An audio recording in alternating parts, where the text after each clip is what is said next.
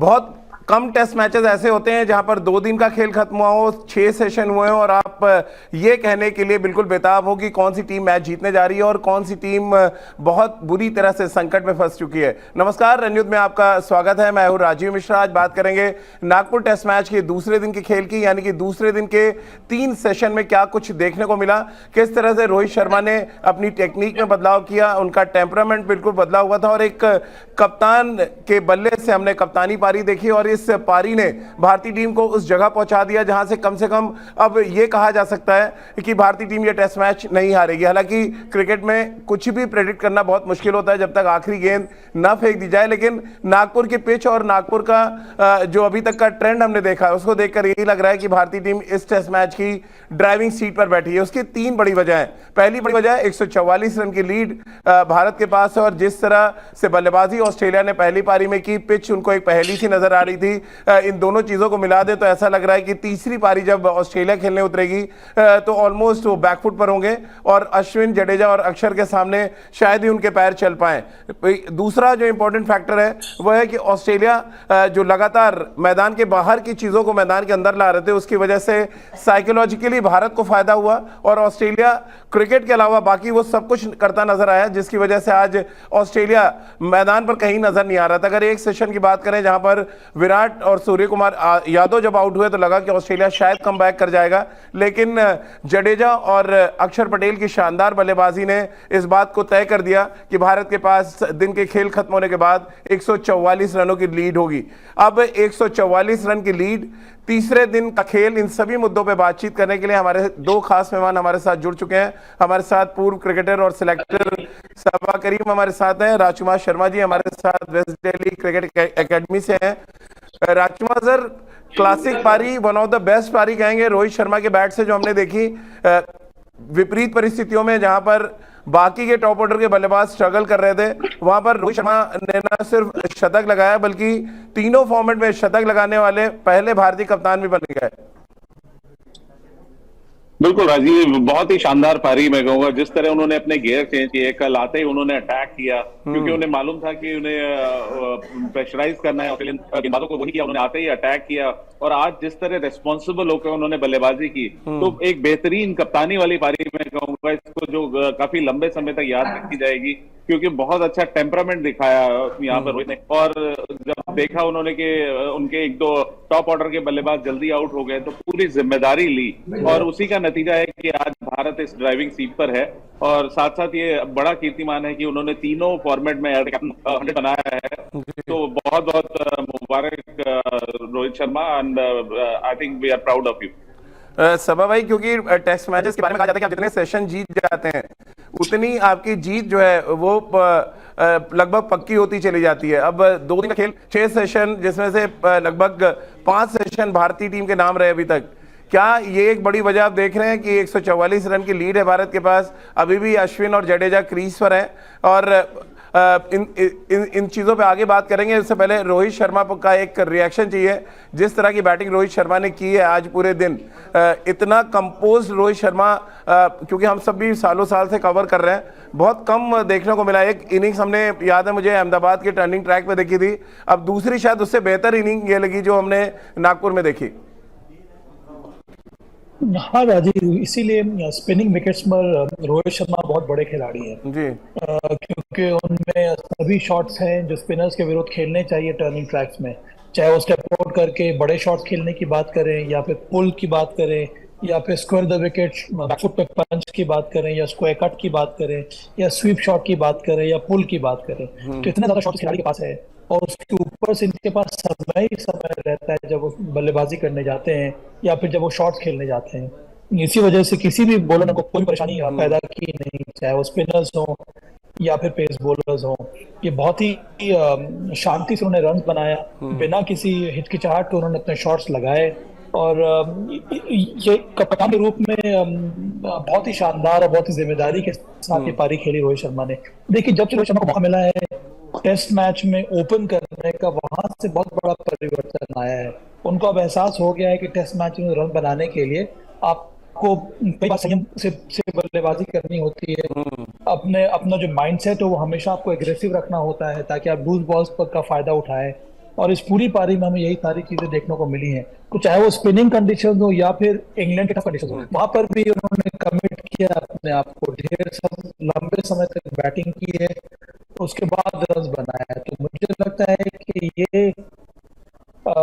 ये एक कप्तानी पारी तो है ही, पर ये एक ऐसी पारी रही है जो एक तरह से मार्गदर्शक बनेगी अन्य बल्लेबाजों के लिए भारतीय टीम के। और अक्सर समय क्योंकि आप भी समय समय पे कोचिंग देते रहते हैं, राजकुमार सर भी ऑलरेडी कोच हैं। सभा भाई, एक चीज जो मैंने नोटिस की, अक्सर जो कोचिंग मैनुअल में कहा जाता है कि आप अगेंस्ट द स्पिन बैटिंग ना करें, बट इस ट्रैक पे क्योंकि ट्रैक बहुत स्लो था, आपके पास टाइम बहुत था और रोहित शर्मा के पास ऑलरेडी कहते हैं कि एक्स्ट्रा टाइम होता है जब वो बैटिंग करते हैं। जिस तरह के कवर ड्राइव्स उन्होंने खेले और जिस तरह से नेथन लोइन को बहुत लेट उन्होंने स्ट्रेट ड्राइव्स मारे, वो चाहे हम मर्फी की बात कर लें, कैसे आप देख रहे हैं ये जो एडजस्टमेंट उन्होंने किया? क्योंकि नागपुर की पिच को जो हवा बना रहे थे लोग, वो तो है नहीं। देखिए, पिच स्लो है, डेड पिच है, मेरी नज़र में एक डेड पिच है जहां पर अगर आप चाहें तो आपको बल्लेबाज आपको गेंदबाज आउट नहीं कर सकता।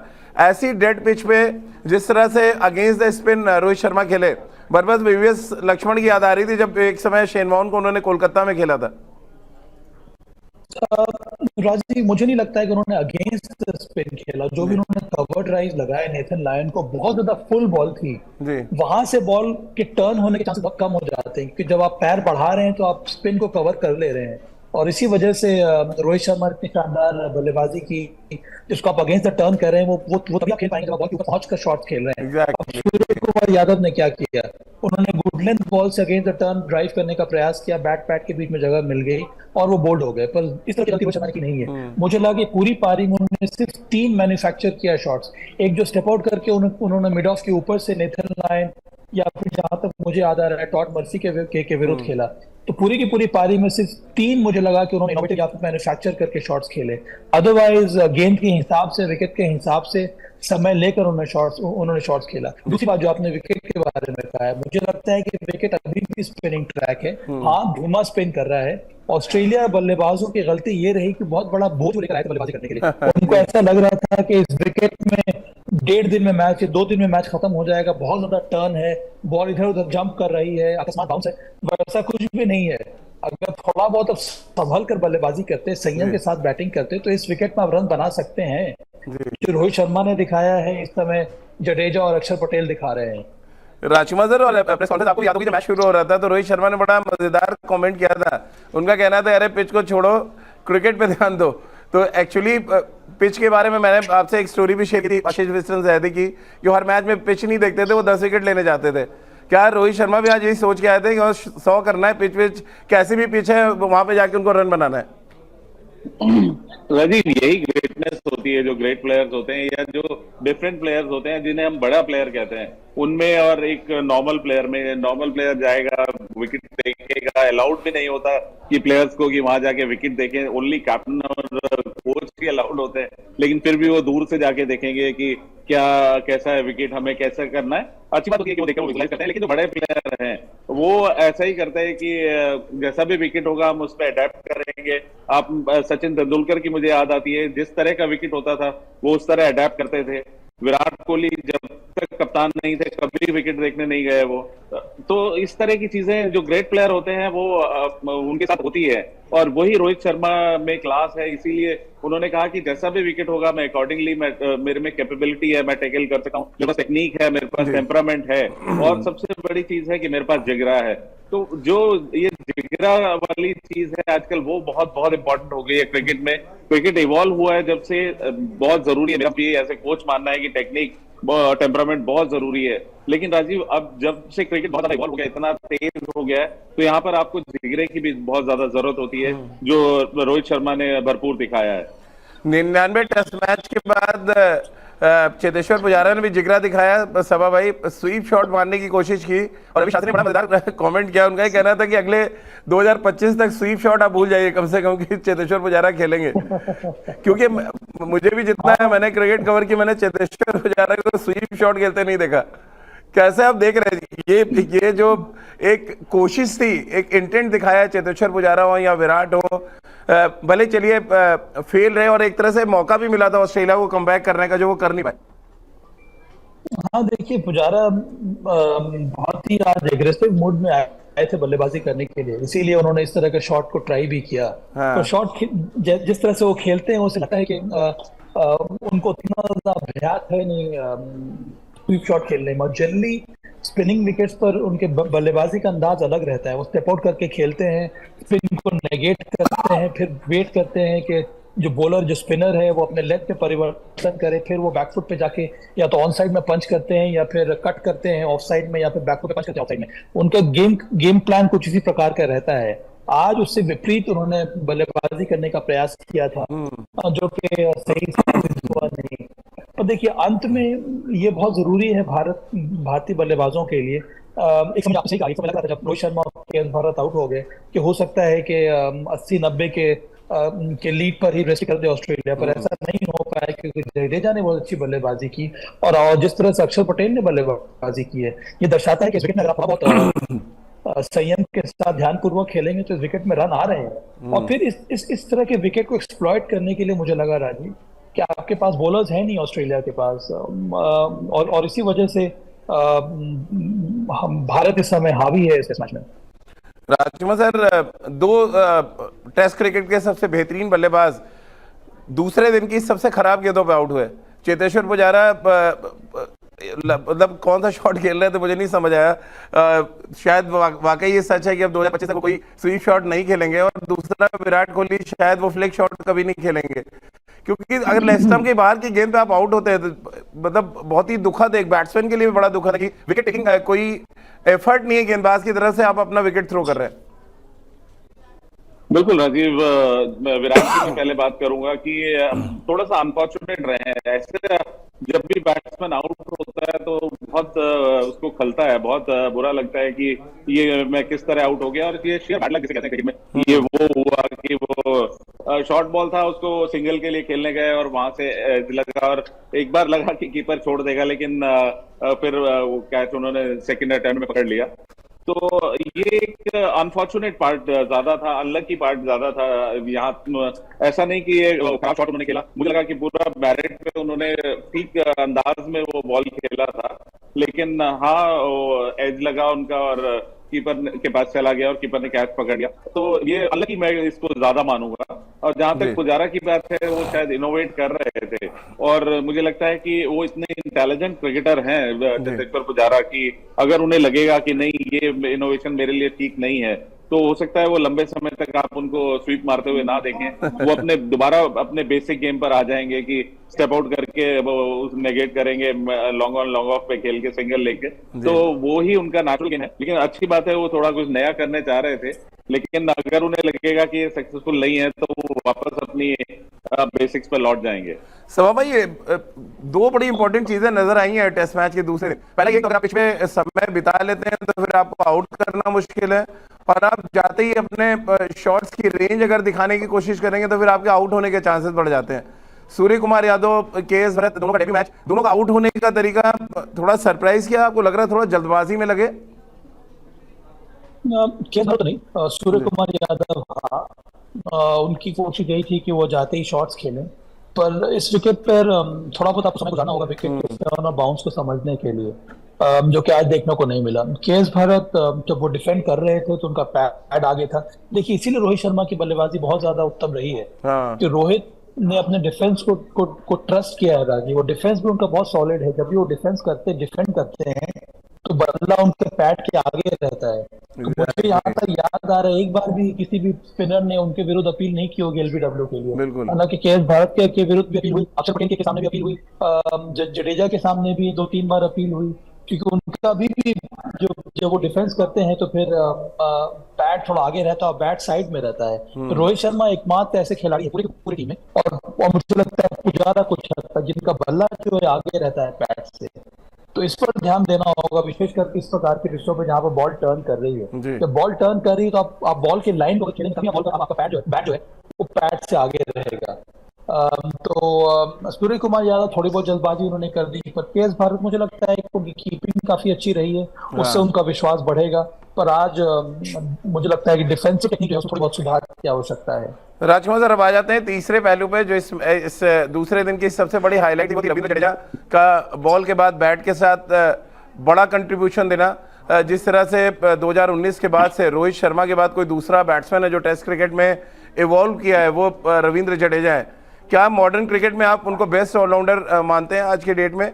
और जिस तरह का कंट्रीब्यूशन अक्षर पटेल के साथ उन्होंने किया, उसको आप कैसे देखते हैं? क्या ये लीड 200 तक जा सकती है और क्या भारत एक बार ही बल्लेबाजी करेगा अब इस टेस्ट मैच में? ये अप्रोच होगा भारत का? राजीव, अगर आपको याद हो, मैंने कल के शो में भी यही कहा था कि Ravindra Jadeja undoubtedly number 1 allrounder है वर्ल्ड में। और थोड़ा सा वरी था कि वो इंजरी के बाद वापस आ रहे हैं, लेकिन उन्होंने दिखाया कि उनकी जो क्लास है, भले वो आप गेंदबाजी में देख लें या बल्लेबाजी में, फील्डिंग में उनका कोई मुकाबला कहीं भी कोई है ही नहीं। तो एक कंप्लीट ऑलराउंडर जिसे कहते हैं वो है। एंड इंडियन टीम लकी है कि उनके पास एक ऐसा प्लेयर है जो तीनों फॉर्मेट में और तीनों एरियाज में कंट्रीब्यूट करता है, भले वो बैटिंग हो, बॉलिंग हो या फील्डिंग हो। तो उनकी बैटिंग, राजीव, डोमेस्टिक में अगर आप ने देखा ही है कि उन्होंने बड़े बड़े 100 बनाए हैं, बड़े बड़े 100 बनाए हैं उन्होंने। तो उनके पास वो कैपेबिलिटी है, उनके पास वो टेक्निक है, टेम्परामेंट है बड़े स्कोर बनाने का। और मुझे पूरी आशा है कि अगर कल सुबह अगर वो थोड़ा टाइम दोबारा सेट हो गए तो फिर वो एक बड़ा स्कोर बनाएंगे और भारत को एक बड़ी लीड मिलेगी और Bharat as it is driving seat पर है और सॉलिडिटी वो देखेगा। तो भाई, अब फॉक्स क्रिकेट जो है वो क्या बोलेगा?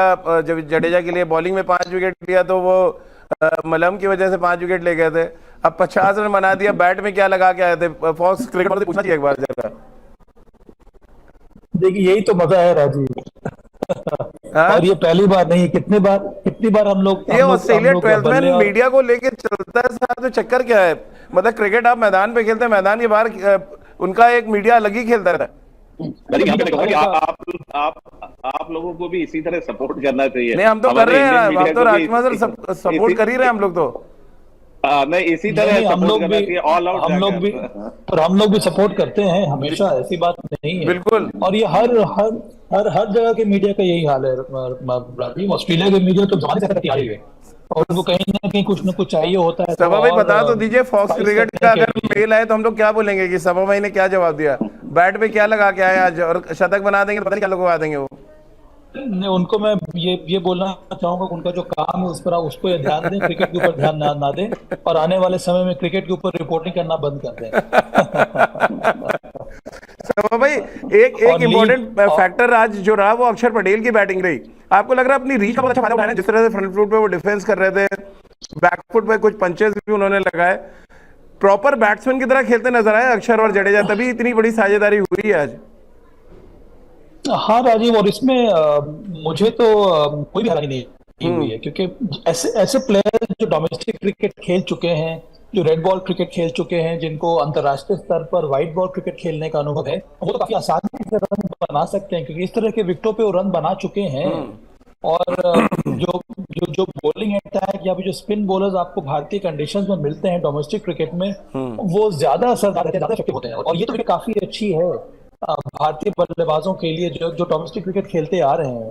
इसमें बाउंस है, इसमें कोई भी अकस्मात उछाल नहीं है। ऐसा नहीं है कि बॉल नीचे बैठ जा रही है। अगर आप बॉल के मैच से खेलेंगे और करेंगे तो फिर आप रन बना सकते हैं। तो मुझे तो अच्छा लगता है ये देखकर कि अक्षर पटेल रन बना रहे हैं, क्योंकि बहुत ही केपेबल ऑलराउंडर हैं। और इसी वजह से ये जो दोनों लेफ्ट हैंड इस समय खेल रहे हैं, उन दोनों ने कई बार प्रूव किया है। अक्षर पटेल ने व्हाइट बॉल क्रिकेट में और जडेजा ने डिफरेंट कंडीशन में, आपको याद है पिछले सीजन इंग्लैंड के विरुद्ध उन्होंने शतक लगाया था ऋषभ पंत के साथ जो साझेदारी निभाई थी, तो स्पिनिंग कंडीशन में भी रन बना चुके हैं, इस यहाँ पे भी रन स्पिनिंग कंडीशन में भी और वो उन्होंने कंट्रीब्यूट किया है। तो बहुत ही वैल्यूएबल खिलाड़ी इस समय साबित हो रहे हैं और उन्हीं के पश्चिम पर इस समय अक्षर पटेल भी आगे बढ़े हैं। तो उनकी रीच अच्छी है, उनके रेंज और शॉट्स काफी अच्छे हैं और इसी का फायदा अक्षर पटेल को मिल रहा है इस समय। शायद ब्लेसिंग इन डिस्गाइज है भारत के लिए कि तीनों जो हमारे क्वालिटी स्पिनर है, तीनों बैटिंग बहुत शानदार करते हैं और शायद इसी वजह से बैटिंग में बहुत डेप्थ नजर आ रही है। वापस पिच की बात करें, मैं चाहूंगा एक बार पिच मैं अपने पीछे चलाऊं, जो पैचेस बने वो आपको दिखाऊं कि 2 दिन में कैसे पैचेस बन गए यहाँ पे। और इन पैचेस का ऑस्ट्रेलिया तो फायदा नहीं उठा पाई, लेकिन भारतीय स्पिनर्स कैसे फायदा उठा सकते हैं आने वाले समय में, क्योंकि लेफ्ट हैंडर्स के सामने एक बड़ा पैच है। मैं आपको दिखा रहा हूँ, ये दोनों मेरे ठीक पीछे आप पैचेस देख रहे हैं। ये पैचेस धीरे धीरे और बड़े होंगे, दरारें और बढ़ती जाएंगी। बट जो सवाल बड़ा ये है कि पहले दिन के मुकाबले पिच दूसरे दिन थोड़ा ज्यादा बेहतर खेली है। क्या राजकुमार सर आप असेस कर पा रहे हैं, क्या ये उन पिचेस में से एक है जो जैसे जैसे मैच आगे बढ़ेगा थोड़ा बेहतर होती जा रही बैटिंग के लिए? आपको लग रहा है तीसरे दिन ऑनवर्ड्स थोड़ा डिफिकल्ट हो जाएगा यहाँ पे बैटिंग करना, क्योंकि जो टर्न देखने को मिल रहा है वो थोड़ा स्लो है, बैट्समैन एडजस्ट कर पा रहा है उस टर्न के साथ? नहीं राजीव, पहले दिन देखिए फ्रेश विकेट था, थोड़ा सा मॉइस्चर होता है तो वहां पर ग्रिप मिला, लेकिन आज स्लाइटली बेटर खेला। लेकिन आगे आप ये उम्मीद ना रखें कि विकेट और बेटर होगा, क्योंकि बहुत ज्यादा ड्राई है, जिस तरह के पैचेस बन गए हैं। और सबसे बड़ी बात है कि राजीव, जिस गति से हमारे ये दोनों स्पिनर, स्पेशली दोनों लेफ्ट आर्म स्पिनर गेंदबाजी करते हैं, और उनको अगर खराब थोड़ा सा विकेट मिल गया, कोई रफ पैच मिल गया, तो वहां पे वो अनप्लेबल हो जाते हैं। और अश्विन की क्लास सभी को पता है कि वो एक शानदार गेंदबाज हैं और उनको बहुत आइडिया है भारतीय कंडीशंस में भारतीय विकेट्स पर बॉल डालने का। तो ये बहुत लीथल कॉम्बिनेशन है, और यहाँ से ऑस्ट्रेलिया को उभर पाना, मुझे लगता है कि क्रिकेट में कुछ भी हो सकता है, लेकिन बहुत ज्यादा मुश्किल है। संभव तो नहीं कहूंगा मैं, लेकिन हाँ बहुत ही मुश्किल है ऑस्ट्रेलिया के लिए यहाँ से उभर पाना इस विकेट पर, जो कि आगे आगे और डिटेरियोरेट होगी। और जिस तरह की क्लास भारतीय गेंदबाजों की है, वहां से ऑस्ट्रेलिया को बचाव करना इस मैच को बहुत ही मुश्किल होगा। सभा भाई आखिरी दो सवाल, दो आपसे लूंगा, एक राजकुमार सर से। आपने मर्फी को गेंदबाजी करते देखा नागपुर विकेट पे, और नेथन लॉयन को भी आपने देखा, क्या फर्क लगा? क्योंकि नेथन लॉयन उतने इफेक्टिव नजर नहीं आ रहे थे बनस्पत मर्फी के, और मर्फी लग रहा था कि वहाँ विकेट टेकिंग एबिलिटी है उनके पास। शायद ये बड़ी वजह थी कि एस्टन एगर की जगह उनको खिलाया भी गया। बट आप किस तरह से देखें दोनों गेंदबाजों को नागपुर के पिच के हिसाब से एसेस करें तो? देखिए, नेथन लॉयन को विकेट से उछाल की उम्मीद रहती है हमेशा, इसी वजह से भारत के बाहर या फिर ऑस्ट्रेलियन कंडीशन में उनकी गेंदबाजी काफी अच्छी रहती है। फिर उनके पास वो डिलीवरी है जो गिरने के बाद सीधे निकल जाती है, पर एक्स्ट्रा बाउंस जिस विकेट पे रहता है वहां ज्यादा इफेक्टिव रहते हैं। ये वाले सरफेस में उतना एक्स्ट्रा बाउंस है नहीं, इसीलिए थोड़ा बहुत मुझे लगा कि वो संघर्ष कर रहे थे।